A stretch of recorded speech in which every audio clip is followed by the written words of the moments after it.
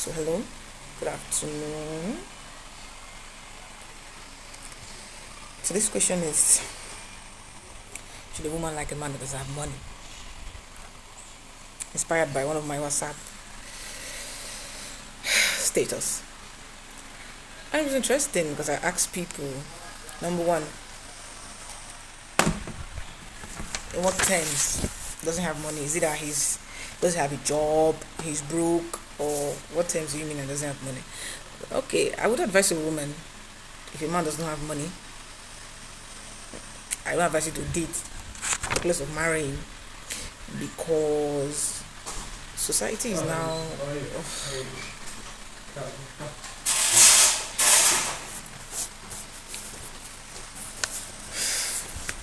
why number one, he's not going to be happy with himself. One of the most important driving forces that force men or make men be who they are today is money. Even if their father has money, most of them want to have their own money. I cannot tell you how many of my relatives, some of them, their father might be rich or is poor, that's not up to their standard. There would be resentment. And yeah, she might love him initially, she might want to be with him initially, but with time, she might actually get tired. People might weigh her into it, and if the guy does not upgrade or become a little bit, get to a little bit standard, it might cause a lot of problems because she's already used to things that he might not be able to afford for her. Number two, the woman is a middle class and she needs a middle class. And one thing about the middle class is it's not always stable. You can have something today and tomorrow it all goes because you are not among the 1%. Now, that's if the woman is middle class and the man is middle class, it can work out. The same way a woman high class and low class can work out.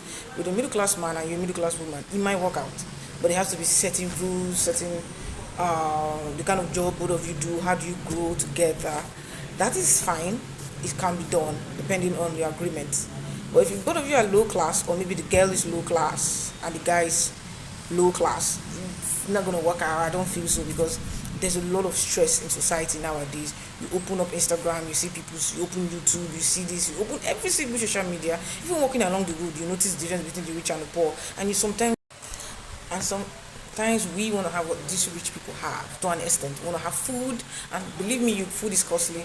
There was a time when I used to buy like Titus sardine, like 500 naira. Now it's 1.9, like triple. And I can tell you that many people's salary has not been tripled in all the 20, in all the 30 years I've worked for a particular company. So that is when it comes to the middle class women and low class men. Not advisable. Low class men and low class women, oh Jesus.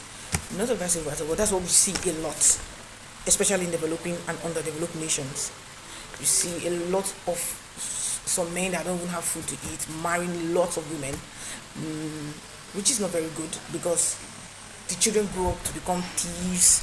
Some of them go and be robbing people. Some of them don't even, have so many diseases they can't take care of because there's no money. So what's my advice?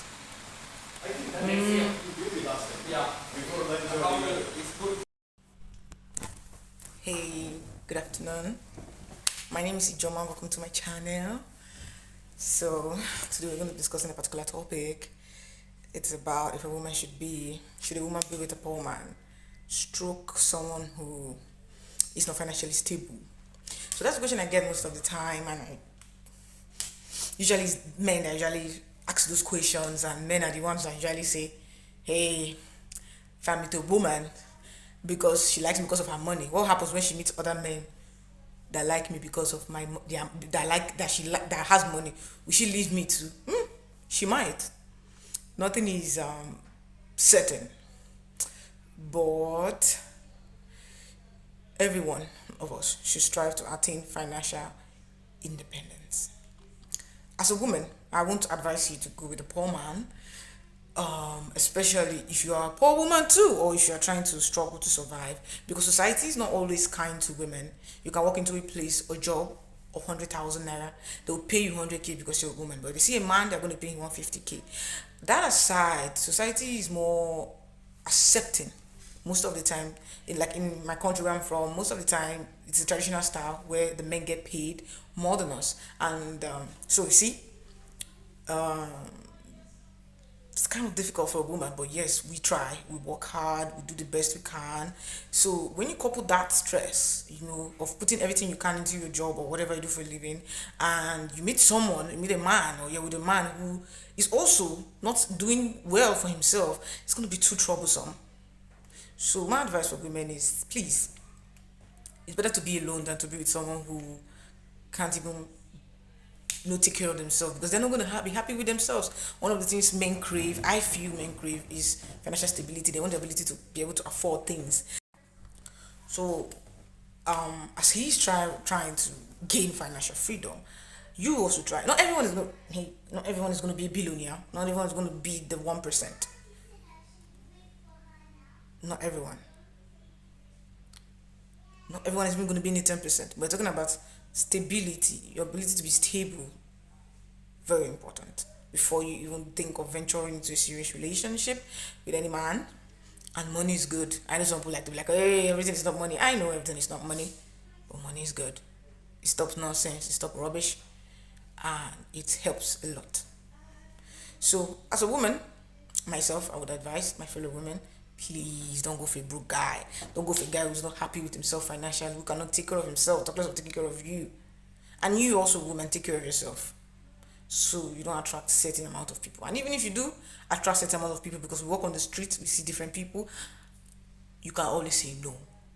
And because you told one guy no, doesn't mean you not tell another one yes. And because one guy told you no, doesn't mean another guy will tell you no, definitely. So also, as a woman, take care of yourself, have your own thing going for you.